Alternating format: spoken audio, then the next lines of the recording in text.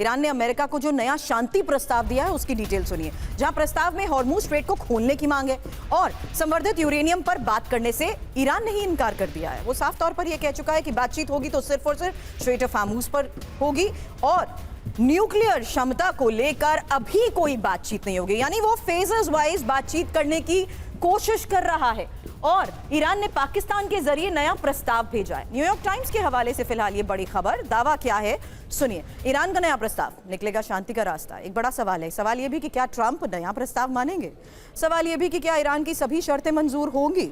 प्रस्ताव पर संशय क्यों है? क्योंकि स्ट्रेट ऑफ हॉर्मुज को खोलने की मांग की गई है, वहीं संवर्धित यूरेनियम पर भी बात ना हो, ईरान पर अमेरिकी हमले ना हो और स्थायी रूप से खत्म किया जाए युद्ध।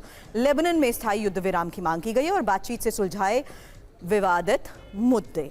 हालांकि ईरान के शांति प्रस्ताव से ट्रंप खुश नहीं है। ये एक और बड़ा दावा किया गया। ईरानी प्रस्ताव पर वॉल स्ट्रीट जर्नल की इस रिपोर्ट में दावा किया गया कि ट्रंप को ईरान की नीयत पर शक है।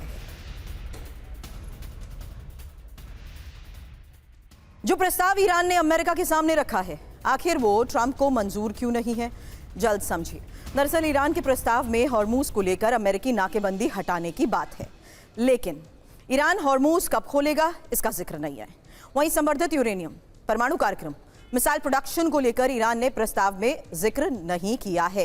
ये 5 प्रस्ताव ट्रंप को मंजूर ही नहीं है और इसकी वजह भी जान लीजिए। स्ट्रेट ऑफ हॉर्मुज, संवर्धित यूरेनियम, परमाणु कार्यक्रम जो ट्रंप को मंजूर नहीं है और मिसाइल प्रोडक्शन के साथ साथ प्रस्तावों में विश्वास की कमी। आगे क्या? ईरानी प्रस्ताव खारिज कर सकते हैं ट्रंप और ईरान के खिलाफ नाकेबंदी भी सख्त होगी। यूएस एक बार फिर सैन्य कार्रवाई भी कर सकता है। मनीष, वेट एंड वॉच तो देख लिया, क्या अब इसी नियत पर जो शक है वो परखा जा रहा है? ये देखते हुए कि चलिए पहले एक मुद्दे पर तो देखिए, वो विश्वास कायम करिए कि हम डायलॉग और डिप्लोमेसी कर सके।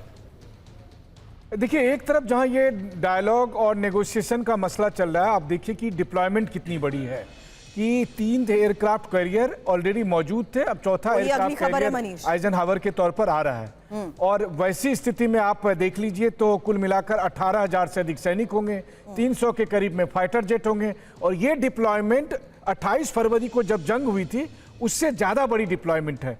इसके अलावा जो इजराइल में या फिर अरब कंट्री में जो अमेरिका अलग से तैनाती कर रहा है वो एकदम अलग है। अब इतना कुछ वो किस लिए कर रहा है?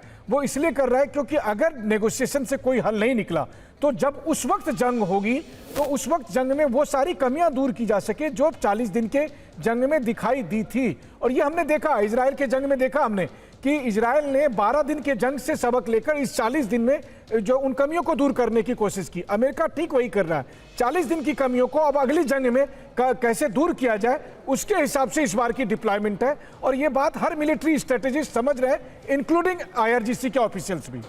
नहीं, मेरा सवाल मनीष अभी भी यही है कि दोनों को एक दूसरे की नीयत पर शक है। ऐसे में दोनों जिस तरीके से शर्तों को लेकर बातचीत करना चाहते हैं, क्या कोई एक म्यूचुअल कंसेंट के तहत किसी एक मुद्दे पर बातचीत संभव हो पाएगी? सवाल आगे आपसे करूं उससे पहले जिस बात का आपने जिक्र किया, अमेरिका की तैनाती और अब USS आइजनहावर को लेकर ही आज एक और बड़ी खबर है, क्योंकि हॉर्मुज में नाकेबंदी तो बढ़ाई गई है, एक और एयरक्राफ्ट कैरियर यूएस अब तैनात करेगा और मिडिल ईस्ट में तैनात USS आइजनहावर को लेकर ये खबर है।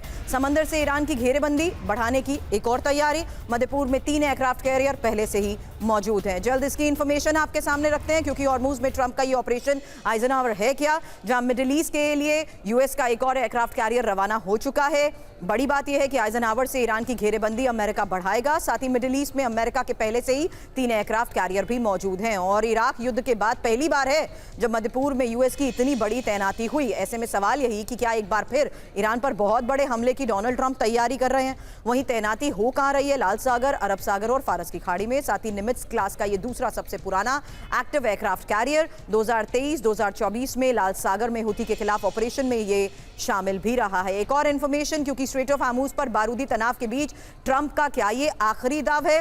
USS Eisenhower, USS Abraham Lincoln, USS Gerald Ford और USS जॉर्ज बुश, इन्हीं चारों की इंफॉर्मेशन आपके सामने। जहां आइजनहावर को लेकर खबर मध्यपूर्व के लिए रवाना हो चुका है, जेराल्ड फोर्ड लाल सागर में तैनात, वहीं अब्राहम लिंकन ओमान की खाड़ी और जॉर्ज बुश अरब सागर में। तो स्ट्रेट ऑफ हॉर्मुज पर होने वाली बातचीत क्या मुमकिन हो पाएगी, ये एक बड़ा सवाल है, क्योंकि अमेरिका की सैन्य तैयारी पूरी है और अमेरिका की इसी घेरेबंदी को देखते हुए ये USS आइजनहावर की वो इंफॉर्मेशन आपके सामने है जहां इसकी ताकत भी आपको हम बता रहे हैं। 3 फुटबॉल मैदान जितना ये लंबा है, 270 से ज्यादा फाइटर जेट्स की इसमें तैनाती हो सकती है, 3200 नौसैनिक और 2500 एयर विंग स्टाफ।